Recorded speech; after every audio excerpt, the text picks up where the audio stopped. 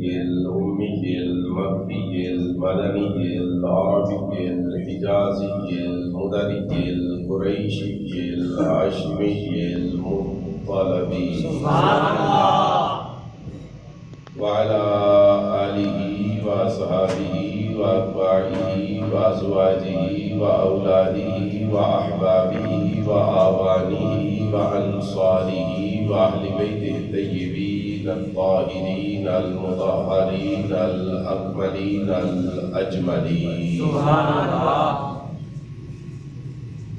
أما بعد فأعوذ بالله من الشيطان الرجيم. بسم الله الرحمن الرحيم.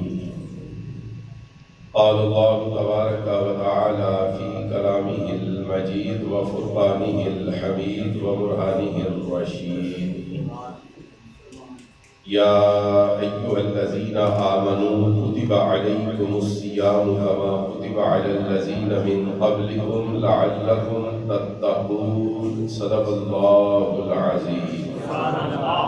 إن الله وملائكته يصلون على النبي يا أيها الذين آمنوا صلوا عليه وسلموا تسليما.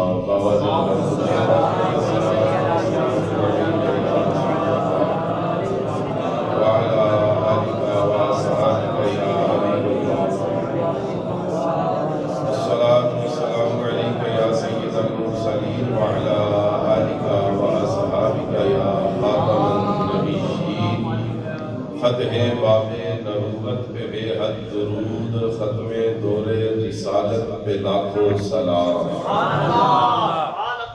کیا خوب نام محمد ہے اے مومنو، جس میں نکتہ بھی رب کو گوارا نہیں.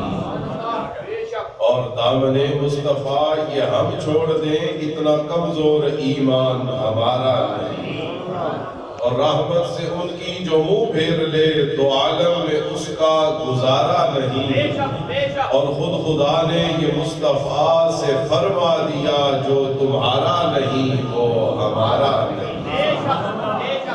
واجب صد احترام لائق صد تکریم حضرات گرامی قدر معزز و محترم محتشم سامعین، میں نے آپ حضرات کے سامنے قرآن مجید فرقان حمید کی وہ آیہ مبارکہ تلاوت کرنے کا شرف حاصل کیا جس میں اللہ تعالیٰ نے روزوں کی فرضیت کا تذکرہ فرمایا. ارشاد ربانی ہے: یا ایھا الذین آمنوا، اے ایمان والو. یعنی کہ مخاطب ایمان والے، اللہ کی جو بات ہے وہ ایمان والوں کے ساتھ ہو رہی ہے. قرآن پاک میں کہیں پہ اللہ نے ایمان والوں سے بات کی ہے، کہیں پہ اللہ نے اپنے نبی سے بات کی ہے، کہیں پہ اللہ نے نبی کے صحابہ سے بات کی ہے، کہیں پہ اللہ نے مکے کے کافروں سے بات کی ہے، اور کہیں پہ اللہ نے مدینے کے منافقوں سے بھی بات کی ہے. تو قرآن میں چاہے اللہ نبی سے بات کرے، صحابہ سے بات کرے، اہل بیت اطہار سے بات کرے، مومنوں سے بات کرے، کافروں سے بات کرے، یا منافقوں سے اللہ بات کرے، قرآن میں اللہ جس سے بھی بات کرتا ہے اس میں اللہ نے ہمارے لیے ہدایت اور رہنمائی رکھی ہے.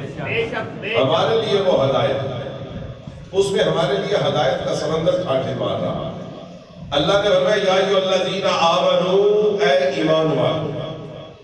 پتہ چلا جو روزوں کی فرضیت کا ذکر ہے مخاطب ایمان والے ہیں، جو رمضان کی برکتوں کا ذکر ہے مخاطب ایمان والے ہیں، جو روزے کے جتنے بھی فوائد ہیں ان کو حاصل کرنے کا ذکر ہے تو مخاطب صرف ایمان والے ہیں. اگر رمضان میں جنت کے دروازے کھلتے ہیں تو مخاطب ایمان والے ہیں، دوزخ کے دروازے بند ہوتے ہیں تو ایمان والوں کے لیے بند ہوتے ہیں. اگر شیاطین قید ہوتے ہیں تو وہ ایمان والوں کے لیے قید ہوتے ہیں. اللہ فرماتا ہے کہ اس مہینے میں رزق کے اندر اضافہ کر دیتا ہوں، رزق بڑھا دیتا ہوں. حضور سے پوچھا کہ یا رسول اللہ کس کا رزق بڑھتا ہے؟ حضور نے فرمایا ہر ایک کا رزق نہیں بڑھتا. شہر یزاد فیہ رزق المؤمن، یہ رمضان کا مہینہ وہ مہینہ ہے اس میں اللہ رزق بڑھاتا ہے، مگر صرف اور صرف اپنے مومن بندے کے رزق میں اللہ اضافہ فرماتا ہے. ایمان بنیادی چیز ہے، بے شک بے شک، ایمان کے بغیر کچھ بھی حاصل نہیں۔ من عمل صالحا من ذکر او انثى فهو مؤمن فلنحيينه حیاتا طیبہ۔ اللہ نے فرمایا جو مرد اور عورت نیک عمل کریں میں ان کو پاکیزہ زندگی دوں گا اور ضرور دوں گا، وَهُوَ مُؤْمِنٌ بشرطے کہ وہ حالت ایمان کے اندر نیک عمل کر رہے ہیں۔ جس طرح بازار سے کچھ لینے کے لیے مال کا ہونا ضروری ہے، سونا چاندی موجود، ہمارے چھوٹے سے شہر جہلم کے اندر ایسے ایسے سنیارے موجود ہیں جن کے پاس سونا ہے مگر ان کے پاس تولنے کا ٹائم نہیں، ایسے ایسے زمیندار موجود ہیں زمینوں کو ناپنے کا وقت نہیں، ایسے ایسے دولت مند ہیں کہ پیسے گننے کا ان کے پاس وقت نہیں۔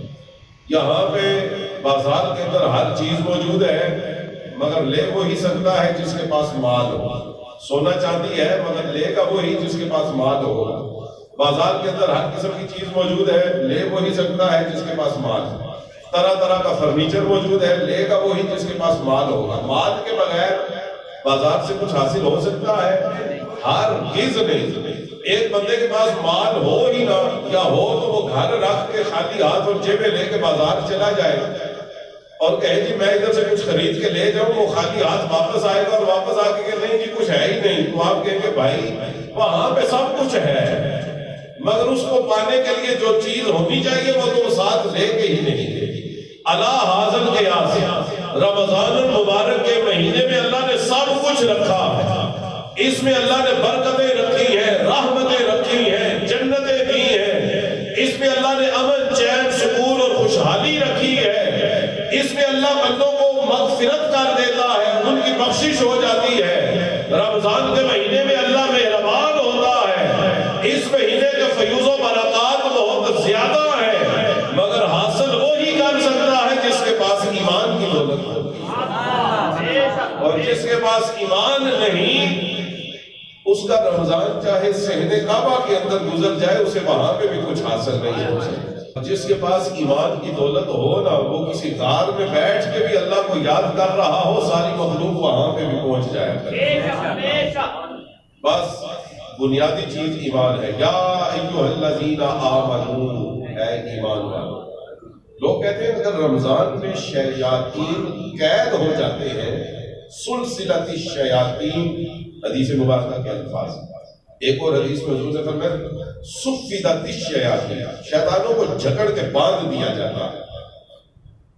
اگر وہ باندھ دیے جاتے ہیں پھر لوگ کیوں رمضان میں گناہ کرتے ہیں، برائیاں کرتے ہیں، مہنگائی کرتے ہیں، منافع خوری کرتے ہیں، ہر قسم کے جرائم ہو رہے ہیں، چوریاں ڈکیتیاں تک ہو جاتی ہیں، اللہ تعالیٰ معاف کرے زناکاری کے واقعات تک ہوئے۔ تو اگر شیطانوں کو باندھ دیا جاتا ہے تو پھر لوگ یہ گناہ کیوں کرتے ہیں؟ یا ایھا الذین آمنوا، شیطان باندھے جاتے ہیں ایمان والوں کے لیے، جو بے ایمان ہے ان کے لیے کھلے ہوئے ہیں، انہیں شیطانوں کی ضرورت ہی نہیں، وہ بذات خود اس کی جگہ پہ خود ڈیوٹی دے رہے ہیں۔ تو اس لیے رمضان المبارک کے انوار و تجلیات اور فیوز و برکات اسے حاصل ہوتے ہیں جو اپنی ایمان کی دولت کو سنبھال کے رکھتا ہے۔ اور اسی لیے علامہ اقبال نے فرمایا تھا آج بھی ہو جو براہیم کا ایمان پیدا، آگ بھی کر سکتی ہے انداز گلستان پیدا۔ بس ایمان کی ضرورت ہے، آگ تو آج بھی ٹھنڈا ہونے کے لیے تیار ہے۔ تو اللہ نے فرمایا ایمان والوں کے ساتھ میری بات ہے۔ یا اللہ بات کیا ہے؟ اللہ نے فرمایا کتب علیکم الصیام، اے ایمان والو تمہارے اوپر روزے فرض کر دیا کما کتب علی الذین من قبلکم، اور اللہ نے فرمایا صرف تمہارے اوپر فرض نہیں ہوئے، آدم علیہ السلام سے لے کے تمہارے نبی تک جتنے نبی گزرے ہیں اور ان کے جتنے ماننے والے گزرے ہیں، اللہ فرماتا ہے میں نے ہر ایک کے اوپر روزے فرض کر دیے لعلکم تتقون، اور اللہ فرماتا ہے روزے اس لیے فرض کیے ہیں تاکہ تم متقی ہو جاؤ، تم پرہیزگار ہو جاؤ۔ حضرت آدم علیہ السلام کے اوپر 3 روزے فرض ہیں، چاند کی 13، 14 اور 15 کا روزہ، 13، 14، 15، ان کو ایام بیض کے روزے کہتے ہیں، یعنی کہ جن راتوں میں چاندنی اپنے عروج پہ ہوتی ہے، 13، 14 اور 15 کا روزہ یہ اللہ نے حضرت آدم علیہ السلام کی امت کے اوپر فرض کیے۔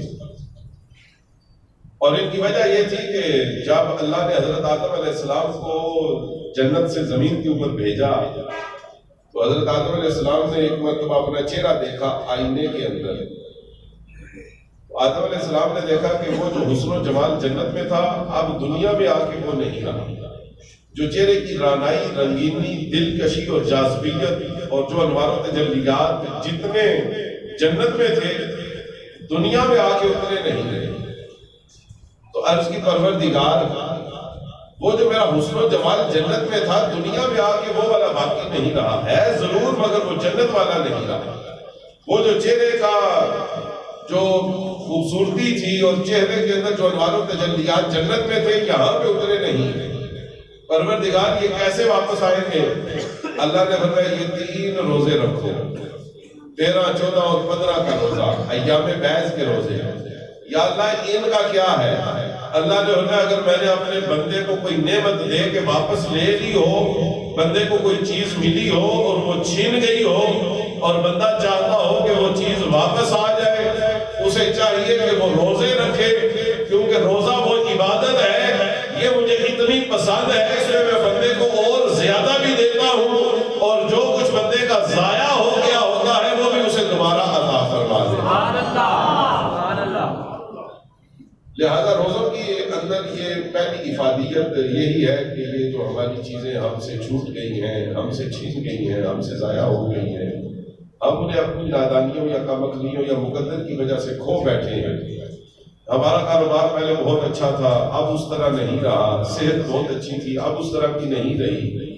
تو یہ جو چیزیں ہم سے کھو گئی ہیں اگر روزے رکھیں تو یہ اللہ کا وعدہ ہے کہ روزہ وہ عبادت ہے جس میں اللہ چھینا ہوا بھی واپس عطا فرما دے، کھویا ہوا دوبارہ بندے کو مل جاتا. روزے کی عبادت کا کیا کہنا؟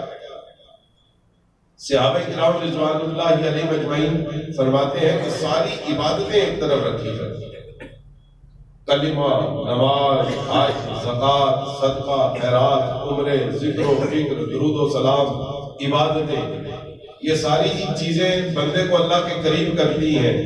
مگر صحابہ فرماتے ہیں روزہ سب سے زیادہ بندے کو اللہ کے قریب کرتا ہے. روزے سے زیادہ کوئی عمل اور عبادت بندے کو اللہ کے قریب کرنے والی نہیں. روزہ ایک ایسی عبادت ہے جس میں ہر عمل کا ثواب اللہ کئی گنا زیادہ کر دیتا ہے. رمضان المبارک کے مہینے میں رمضان کے جو روزے کا ثواب ہے اسے تو کوئی بیان کر ہی نہیں سکتا. اگر میں کہوں میں 26 سال سے جمعہ پڑھا رہا ہوں میں رمضان کے روزے کا ثواب بیان کر دوں تو یہ میری خاموشیاتی نہیں ہو سکتی. صرف ایک حدیث مبارکہ ہے جس میں حضور نے ایک جھلک دکھائی ہے کہ رمضان کے روزے کا ثواب کیا. حضور نے فرمایا من ترک صوم رمضان من غیر عذر لن یکفیہ صیام الدہر کلہ. سرکار نے فرمایا کہ جس نے رمضان کا ایک روزہ بغیر کسی عذر شرعی کے چھوڑ دیا اس کے بعد وہ قیامت تک بھی روزے رکھتا رہے اسے وہ ثواب نہیں مل سکتا جو رمضان کے روزے کا ثواب اللہ عطا فرماتا ہے. لہذا یہ آج سے ابھی سے ارادہ کر لیں کہ ہم نے رمضان کے سارے روزے رکھے، ایک روزہ بھی نہیں ملے. اور اللہ قرآن میں فرماتا ہے ثم یدرکہ الموت فقد وقع اجرہ علی اللہ. قرآن کی آیت کا معنی یہ ہے کہ جس بندے نے نیکی کا ارادہ کر لیا اور بھلائی کا ارادہ کر لیا، کار خیر کا اور نیک عمل کا جس بندے نے ارادہ کر لیا کہ میں یہ کام کروں گا اور پھر موت نے اسے مہلت نہ دی، اس کام کو کرنے سے پہلے ہی وہ مر گیا، فقد وقع اجرہ علی اللہ. اللہ فرماتا ہے میں صرف ارادہ کرنے پہ اسے وہ پورا عمل کرنے کا جو ثواب عطا فرماتا. روزہ ایک ایسی عبادت ہے جس میں ہر چیز کا ثواب زیادہ ہو جاتا ہے. نفل کا ثواب فرض کے برابر، ایک فرض کا ثواب 70 فرضوں کے برابر. رمضان میں ہم زکوٰۃ کثرت سے کیوں دیتے ہیں کہ 1 روپیہ اللہ کے راہ میں خرچ کیا جائے اللہ 70 کا اجر و ثواب عطا فرمائے. لہذا روزے کا اجر و ثواب بہت زیادہ ہے. اور روزہ رکھ کے پھر اگر بندہ اس طرح رہے جس طرح روزے دار کو رہنا چاہیے تو وہ تو نور العالم. حضور کی حدیث ہے، سرکار نے فرمایا کہ رب صائم لیس لهم من صیامهم الا الجوع والعطش. سرکار نے فرمایا بہت سے روزے دار ایسے ہیں کہ ان کے روزوں سے انہیں سوائے بھوک اور پیاس کے کچھ بھی نہیں ملتا. بھوک اور پیاس بھی کاٹتے ہیں، حاصل بھی کچھ نہیں ہوتا. ایک اور حدیث میں حضور نے فرمایا من صام ولم یدع قول الزور بل عمل به فلیس للہ حاجۃ فی ان یدع طعامہ وشرابہ.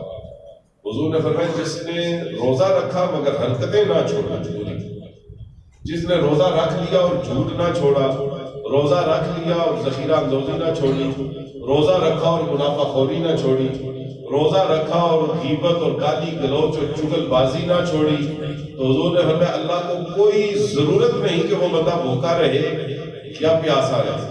اور اگر بندہ روزہ رکھ کے اس طرح رہے جس طرح رہنے کا حق ہے، جس طرح اللہ چاہتا ہے، جس طرح ہمارا دین و مذہب کہتا ہے، تو پھر ہمارے آقا صلی اللہ علیہ وآلہ وسلم نے ارشاد فرمایا جو ایک روزہ رکھتا ہے اللہ تبارک و تعالیٰ اس کے اور دوزخ کے درمیان اتنی بڑی خندق پیدا کر دیتا ہے جتنا زمین اور آسمان کے درمیان فاصلہ ہوتا ہے. یہ ایک روزے کا صرف ایک اس کی افادیت کا پہلو ہے، اس کے ثواب کا ایک جز ہے، اور بقیہ وہ اس کے علاوہ. حدیث قدسی ہے، حضور نے فرمایا اللہ تعالیٰ فرماتا ہے الصوم لی، میرے بندے نے روزہ میرے لیے رکھا ہے. ویسے تو ہم ہر عمل اور عبادت کے بارے میں کہتے ہیں کہ یہ اللہ کے لیے. نماز کی نیت کرتے ہیں ہم کہتے ہیں پڑھنا خاص واسطے اللہ تعالیٰ.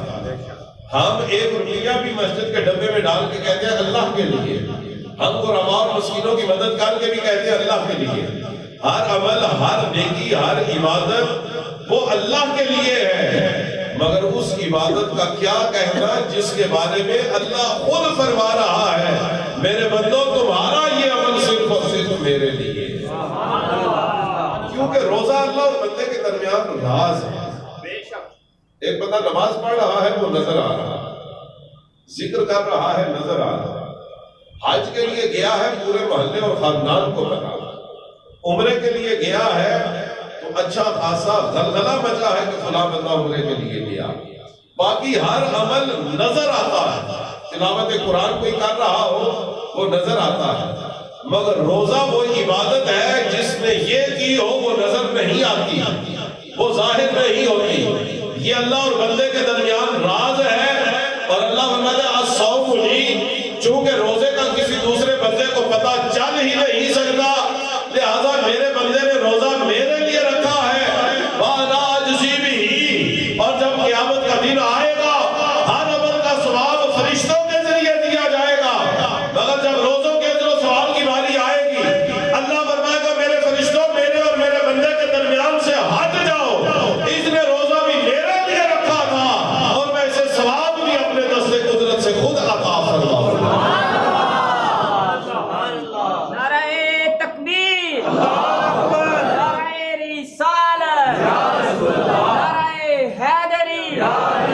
تاجدار ختم نبوت زندہ باد، تاجدار ختم نبوت زندہ باد، علماء اہل سنت زندہ باد، علماء اہل سنت زندہ باد. پھر کسے مانگنے کا ہوش رہے آزم، دینے والا جب خود سرے بازار آ. کیا شان ہوگی روزے داروں، کیا شان ہو روزے داروں کی کہ اللہ انہیں ثواب دینے کے لیے اپنے دست قدرت سے اپنی شان کے مطابق اللہ خود اجر و ثواب عطا فرمائے. اور مفتی احمد یار خان نعیمی رحمۃ اللہ علیہ مرآت المناجی شرح مشکات المصابیح کے اندر لکھتے ہیں کہ قیامت کے دن ہماری پڑھی ہوئی نمازوں کا ثواب دوسروں کے کھاتوں میں جا سکتا. جن کو ہم نے دنیا میں گالی دی ہے، جن کی غیبت کی ہے، جن کی چغلیاں لگائی ہیں، جن کا حق کھایا ہے، جن کی زمینوں پہ قبضہ کیا ہے، جن کا پیسہ دبایا ہے، قیامت کے دن اس کا جو ازالہ ہے وہ اس طرح ہوگا کہ اللہ فرمائے گا فرشتوں اس بندے نے اس کی زمین پہ قبضہ کیا تھا لہٰذا اس کی ساری نمازوں کا ثواب اسے دے دیا، اور جب عبادتیں ختم ہو جائیں گی پھر اس کے جو گناہ ہیں وہ حق مارنے والے کے سر کے اوپر لاد دیے جائیں گے۔ ایسا ہو سکتا ہے کہ ہمارے حج کا ثواب کسی دوسرے کو قیامت کے دن مل جائے، حقوق العباد میں کمی اور کوتاہی عبادتیں لے کے پوری کی جائے گی، لیکن اللہ فرمائے گا میرے فرشتوں یہ جو میرے بندے کے روزے ہیں میں نے مانا کہ اس نے دوسروں کے حق غصب کیے ہیں، ہر عمل اور عبادت کا ثواب ان کو دے دیا جائے جس جس کا حق مارا، لیکن میرے فرشتوں خبردار میرے بندے کے روزوں کا ثواب کسی دوسرے کو نہ دینا، روزوں کا ثواب اسے مل کے ہی رہے گا۔ یا اللہ کیوں؟ فرمایا الصوم لی وانا اجزا بہ، میرے بندے نے روزہ میرے لیے ہی رکھا تھا اور میں خود ہی اس کے روزے کا بدلہ جزا پر کیا، لہذا ہمارے اوپر وہ مہینہ آ رہا ہے جس مہینے میں ہم نے جتنے روزے رکھنے ہیں وہ ہمارے ہی ہیں، وہ کسی دوسرے کو نہیں ملیں گے۔ تو آئیے مکمل ارادہ کر لیں ہم روزوں کے معاملے میں کسی قسم کی کوئی کوتاہی نہیں، اور روزے رکھیں گے اور اس طرح رکھیں گے جس طرح رکھنے کا حق ہے۔ جیسا کہ میں نے پہلے عرض کیا کہ روزہ ساری عبادتوں سے زیادہ بندے کو اللہ کے قریب لے کے جاتا ہے، کوئی عبادت اتنی تیزی سے بندے کو اللہ کے قریب نہیں کرتی جتنی تیزی سے روزہ بندے کو اللہ کے قریب کرتا ہے۔ اور پھر روزے دو موسموں کے ہیں، سردی کا اور ایک گرمی کا۔ سردی کے روزے کا وہ اجر و ثواب نہیں جو اللہ نے گرمی کے روزے کے اندر اجر و ثواب دیا۔ علامہ منذری رحمۃ اللہ علیہ ترغیب و ترہیب کے اندر لکھتے ہیں کہ صحابہ کرام کی عادت تھی کہ وہ جائزہ لیتے تھے کہ کس دن سورج زیادہ آگ برسائے گا، جس دن سورج کی تپش زیادہ ہوگی، کس دن گرمی زیادہ پڑے گی، زمین تانبے کی طرح تپے گی، اور جس دن زیادہ گرمی پڑنا ہوتی تھی صحابہ کرام اسی دن روزہ رکھ لیا کرتے تھے، کیونکہ وہ جو روزہ ہے وہ ہر اعتبار سے بندے کو زیادہ فائدہ دیتا ہے۔ ایک مرتبہ نبی اکرم صلی اللہ علیہ وآلہ وسلم کی خدمت میں ایران سے ایک بڑا حاذق حکیم آیا اور اس نے کہا کہ میں مدینے میں رہوں گا اور اے اللہ کے نبی میں آپ کے صحابہ کا علاج معالجہ کیا کروں گا۔ اس نے مدینے میں اپنا مطاب ڈال لیا مگر پورے سال میں کوئی مریض اس کے پاس نہیں گیا۔ آج ہمارے ہسپتال مریضوں سے بھرے ہوئے، آپ یہاں پہ کسی بچے سے بھی پوچھ لیں کہ جیل میں جتنے ہسپتال ہیں کافی ہے، وہ کہے گا نہیں اتنے اور ہونے چاہیے۔ سول ہسپتال چلے جائیں 4-4 گھنٹے انتظار کرنا پڑتا، مسجدیں ویران ہیں اور ہسپتال آباد ہیں، وہاں پہ رش زیادہ ہے، مگر مدینے میں اس حکیم نے 1 سال اپنا مطاب رکھا، پورے سال میں کوئی طبیب اور حکیم کوئی مریض اس کے پاس نہیں گیا۔ تو پھر اس نے سال کے بعد حضور سے اجازت طلب کی، حضور نے فرمایا کیوں؟ اور نے کہا اللہ کے رسول آپ کے ماننے والے کبھی بیمار ہو ہی نہیں سکتے۔ اسے پوچھا کیا کیوں؟ انہوں نے کہا پہلی بات تو یہ ہے کہ جو آپ کے ماننے والے ہیں آپ نے ان کو بتایا ہوا ہے کبھی بھی کھانے کے درمیان اور بعد میں پانی نہیں پینا، جتنا پانی پینا ہے کھانے سے پہلے پیجیے۔ انہوں نے کہا پہلی عادت تو ان کی یہ ہے۔ دوسری عادت یہ ہے کہ جب تک بھوک بھڑکے نہ اس وقت تک یہ کھانا کھاتے نہیں، بھرے ہوئے پیٹ کے ساتھ یہ کھانا نہیں کھاتے، اور حکما بھی کہتے ہیں کہ پیٹ بھرا ہو سونا بھی ملے تو وہ بھی نہیں کھانا چاہیے۔ جب بھوک صحیح بھڑک جائے مچل جائے تو معدہ جو ہے وہ صحیح طور پہ کھانے کو ہضم کرنے کے لیے فارغ اور تیار ہو جاتا ہے۔ انہوں نے کہا جب تک ان کی بھوک بھڑکتی اور مچلتی نہیں ہے یہ کھانے کی طرف دیکھتے بھی نہیں۔ اور انہوں نے کہا سب سے بڑی اور تیسری بات یہ ہے یہ پورے 1 سال میں 1 مہینہ صبح صادق سے لے کے غروب آفتاب تک کھانے پینے سے پرہیز کرتے ہیں۔ اور اس حکیم نے کہا کہ ہماری ایران کی حکمت کا یہ نچوڑ اور نتیجہ ہے جس بندے میں یہ 3 عادتیں پیدا ہو جائے سوائے موت کے کوئی بیماری بھی اس کے قریب آ ہی نہیں سکتی۔ ہم تو بچوں کو روزہ نہیں رکھواتے، نہیں جی بچے کمزور ہیں بیمار ہو جائیں گے۔ میں چیلنج کرتا ہوں اسلام کی 1400 سالہ تاریخ میں کوئی بندہ روزے کی وجہ سے مرا نہیں، روزہ بندے کو کمزور نہیں کرتا، روزہ بندے کو طاقتور کرتا ہے، روزہ بندے کو صحت یاب کرتا ہے، روزہ جو ہے وہ معدے کی ٹیوننگ کرتا ہے، روزہ انسان کے پورے جسم کی سکیننگ کر دیتا ہے، روزہ انسان کے جسم سے وائرس بیماری کے جتنے بھی ہیں ہم سب کو ختم کر دیتا ہے۔ میں کہتا ہوں صحیح طریقے سے روزہ رکھ لیا جائے۔ جو موبائل فون کی کال ملائے نا تو وہ کہتا ہے کہ کرونا وائرس نے پوری دنیا کو متاثر کیا مگر پاکستانیوں کو نہیں کیا۔ میں کہتا ہوں یہ احتیاطیں وغیرہ تو ہم سے ہو ہی نہیں سکتی، نہ ہم احتیاطوں کو اور SOPs کو مانتے ہیں۔